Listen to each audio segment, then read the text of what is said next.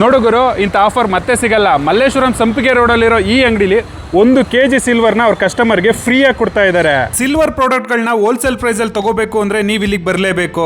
ನಮ್ ಬೆಂಗಳೂರಿನ Malleshwara gold and silver ಹಬ್ಬು.